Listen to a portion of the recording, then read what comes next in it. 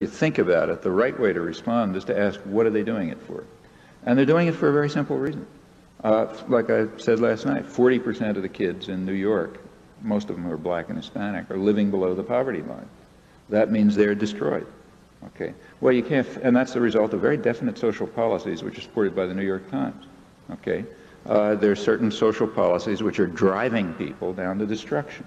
Well, you can't say that plainly. So you need some cover. Well, what's the cover? Okay, bad genes. You know, who knows? Maybe, you know. And once you understand that, then you know how to deal with it. You know. Well, you know, it's not that their audience wants to hear that. It's that, I mean, some of it does.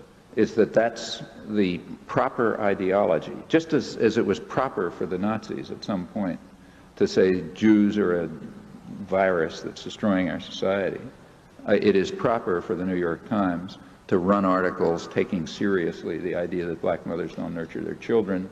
And like, take me, Ashkenazic Jews, we're supposed to be at the top. We have small families because that's what we're like. That's why my mother came from a family with 11 kids, you know, because Ashkenazic Jews have small families. Of course, she was an East European, you know, living in a peasant society. Maybe that had something to do with it. No, that's not what social science tells you.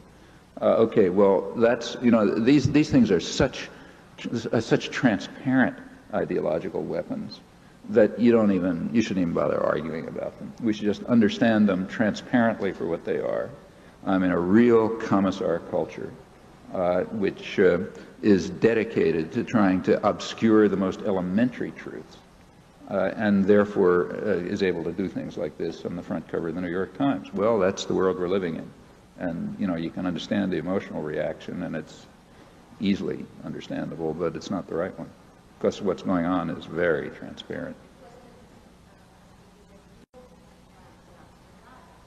This doesn't have anything to do with evil and God. This has to do with rich, powerful people trying to justify the fact that they are pursuing social policies which are forcing children to die.